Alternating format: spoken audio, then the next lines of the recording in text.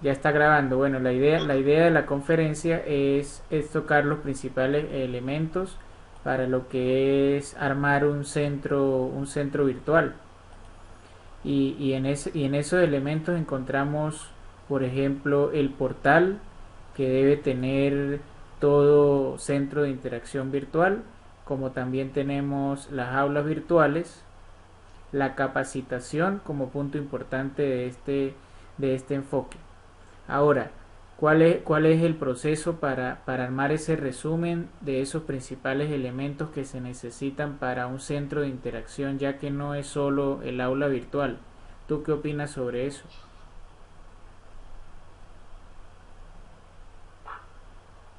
En relación a cómo armar los, ¿Cómo armar bueno, el centro? simplemente que hay varios elementos del complejo educativo virtual que debemos tomar en cuenta y para ello tiene que tener integración en todos ellos, tanto el portal, tanto el complejo educativo virtual como la estación tecnológica.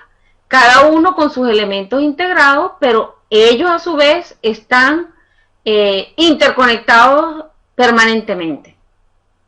Exactamente, en ese caso pues no es solamente la parte técnica, sino que entra en juego es la parte pedagógica, la capacitación para llevar a cabo de una manera acorde esa aula virtual, es lo que yo opino al respecto.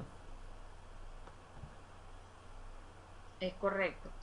El complejo educativo virtual no solamente tiene cuatro elementos que son muy importantes que hay que tomar en cuenta, que es el portal educativo, las aulas virtuales, la comunicación institucional y la capacitación docente, que hacen que ese complejo educativo virtual sea muy fuerte y cuando nos integramos, porque no podemos trabajar separadamente con el complejo educativo virtual, tenemos que integrarnos a la estación tecnológica para poder utilizar esos recursos tecnológicos necesarios que integran esa estación tecnológica, como son la tecnología para e-learning, el registro de un dominio web, el hosting de los servidores o viceservidores, la conectividad y los pagos electrónicos. Y Son que sumamente importantes la integración de ambos. fíjense que puede existir ciertas debilidades en ese sentido cuando, por ejemplo, hemos recibido ataques a las aulas virtuales. Entonces ahí es donde se logra observar la compenetración entre esos dos procesos. Por ejemplo, si no existe seguridad en la red o no existe un buen hosting donde hospedarse, pues cualquier ataque en la red, cualquier ataque virtual va a tumbar todo ese esfuerzo. Es ahí donde veo la importancia de la parte técnica con la parte pedagógica en conjunto. Es correcto. Tenemos que estar conscientes de los elementos, vamos a decir, los peligros, es Exactamente. correcto, los peligros que podemos tener en la que son normales y que en un momento dado podemos tener ese ataque, es muy importante tomarlo en cuenta, pero en caso de que suceda, bueno, habría que, como todo, buscar la solución, ¿no? Y para eso está la integración de ambos, tanto del grupo, del complejo educativo virtual, para buscar con la capacitación de los docentes, la la experiencia de esa comunicación institucional con esa estación tecnológica permitirá que esa conectividad de esas debilidades se fortalezcan en el camino. Ahora, ¿cómo visualizas tú un esquema jerárquico de esos dos procesos? Es decir, a manera de armar un mapa conceptual, vamos a decirlo así, de todos esos elementos. ¿Cuál sería como la jerarquía que tendríamos que tomar en cuenta? Bueno, hoy en día, como estamos en un mundo globalizado, nosotros no podemos hablar de jerarquización. Normalmente puede haber una jerarquización, pero también es dinámico. Ujú. Nosotros podemos tener un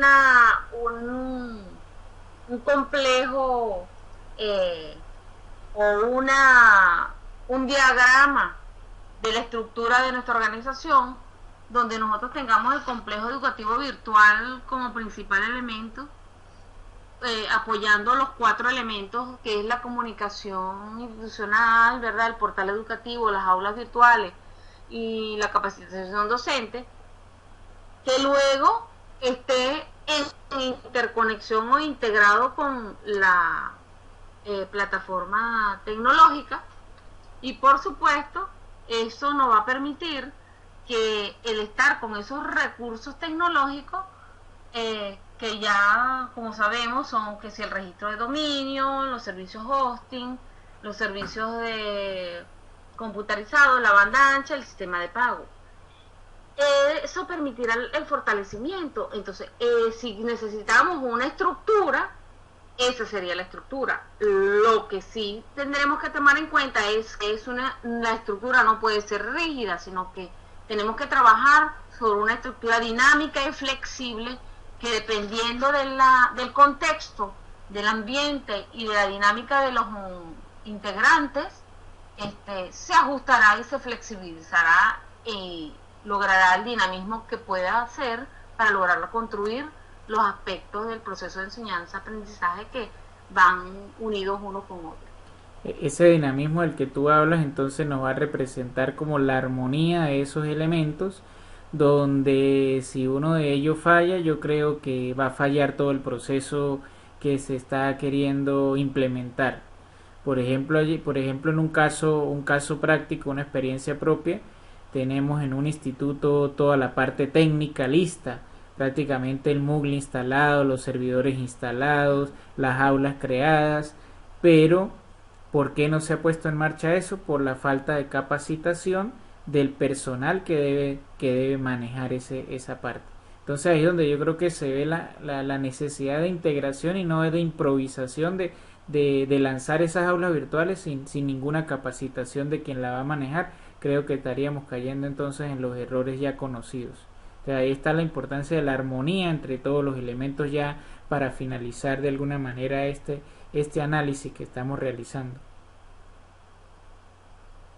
Sí, como conclusión sería también que este diagrama con esta estructura que estamos conversando, aparte del dinamismo y la flexibilidad que hay entre ellos y esa complejidad o anomalía de la capacitación docente que pueda existir un momento, casualmente está la importancia de que nosotros, antes de iniciar o activar esa plataforma, nosotros tenemos que tener una capacitación permanente del docente, y como toda capacitación es permanente, continua, y siempre van a haber debilidades porque el aprendizaje nunca termina.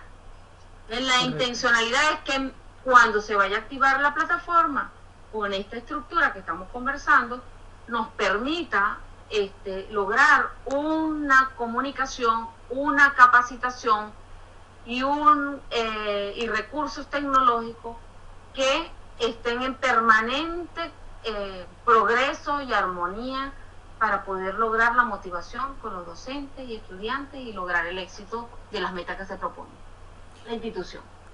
Bueno, Isabel, muchas gracias por la participación. Vamos a cerrar entonces la videoconferencia. Gracias a ti por estar conmigo también.